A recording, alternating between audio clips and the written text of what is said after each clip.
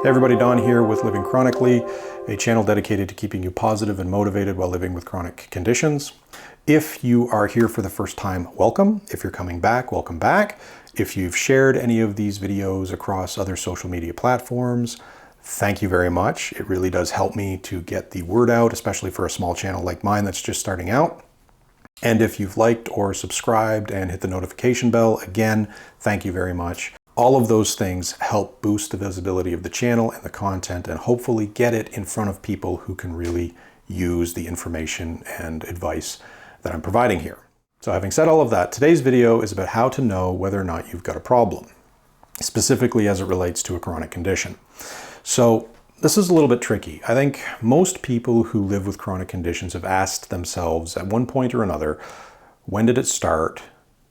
What could I do differently had I known back then what I know now? So for me, problems started happening roughly 20, 25 years ago.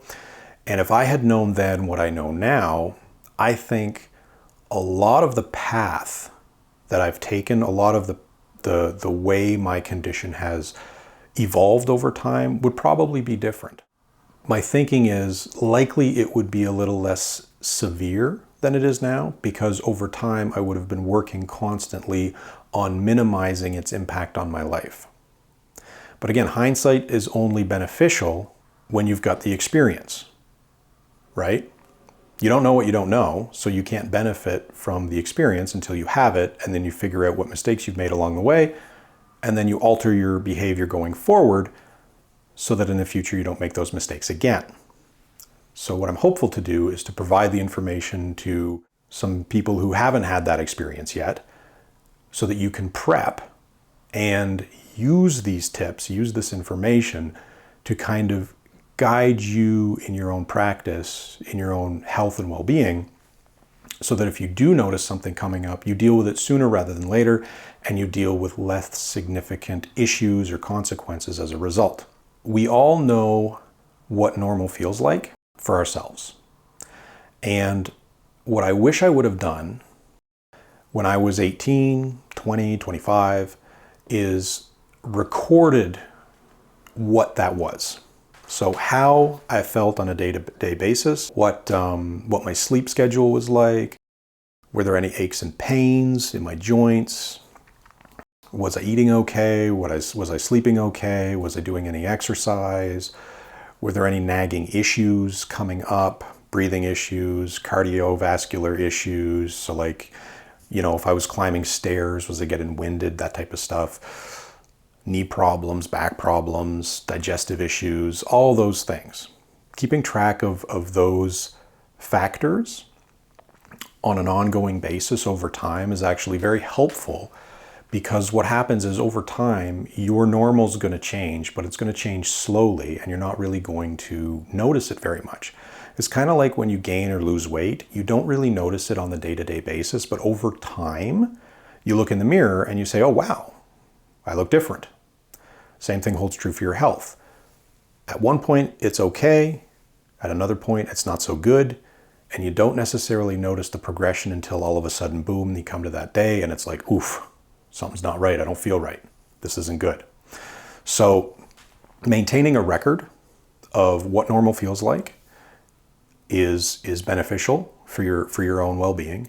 And then in addition to that, if something does come up, so if you do have aches and pains, if you do have problems with digestion, if you have flare-ups of things or injuries or illnesses or something that come up every once in a while, they go away, they come back, they go away, they come back, just keep a record of those things.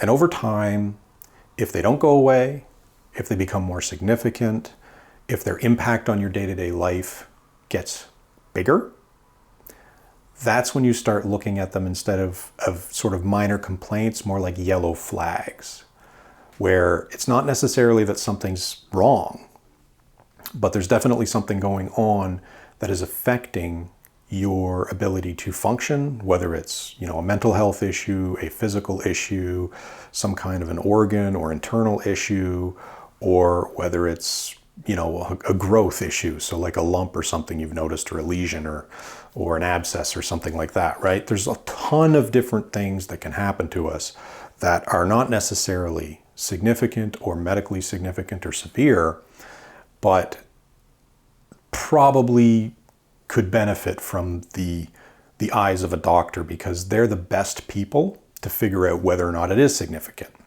If you're not a medical person, you're not really in a position to diagnose yourself. So it's always good to have those professional eyes look at and potentially test whatever it is that's going on, so that you get the information sooner rather than later in terms of what could potentially be happening.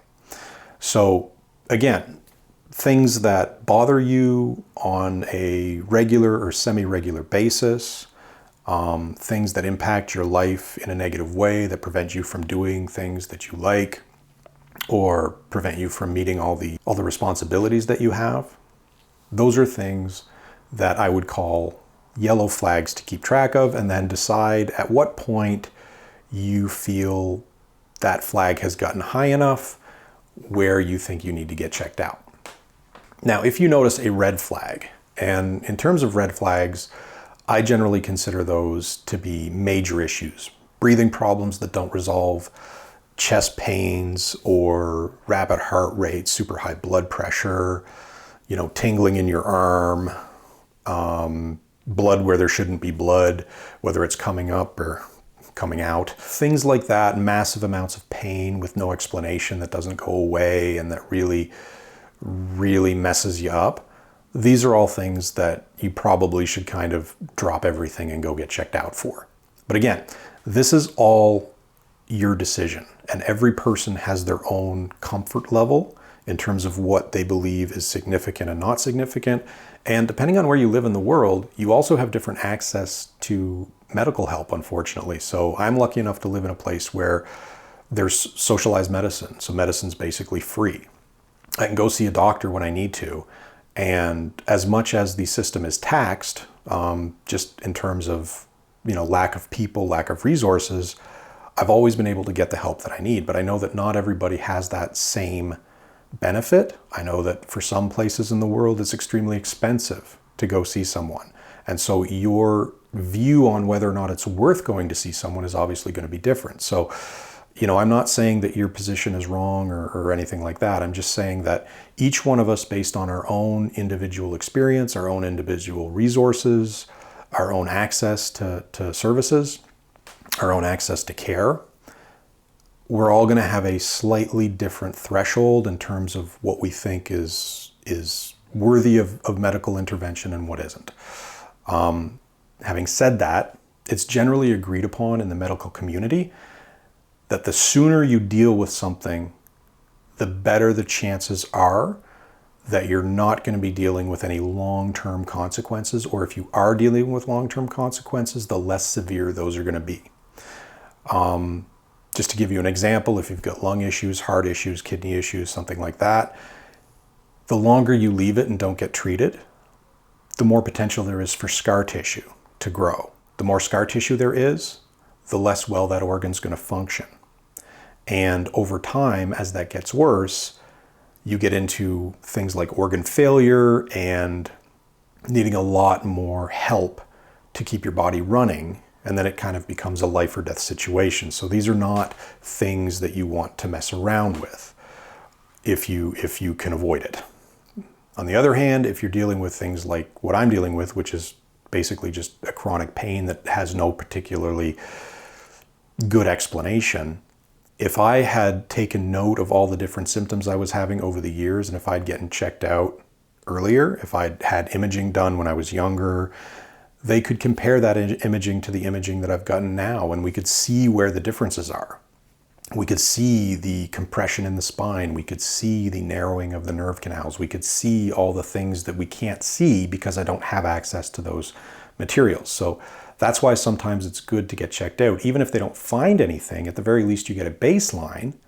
And then later on, if things become more significant or more serious, they can then check and see and compare, and they'll be able to see physiological changes or differences, and that gives them an idea of what's going on and a better idea of how to diagnose you.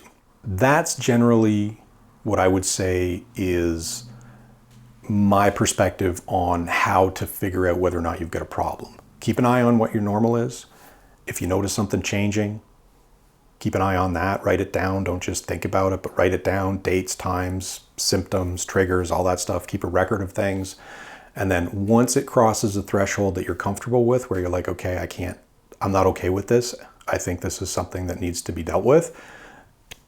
Go get it checked out and then have a chat with your medical practitioner about all the things related to it, what you're worried about, what they think is significant or insignificant about it, potentially get some tests done, go from there. So I hope you found this helpful. And if you have additional ideas in terms of what might be helpful for someone to do when thinking about whether or not they might have a concern that needs to be dealt with, please leave it in the comments below. I'd be happy to check it out, respond if necessary, share and share alike is what I say. So anyway, until the next video, stay healthy, stay safe. I believe in you, and I will see you next time.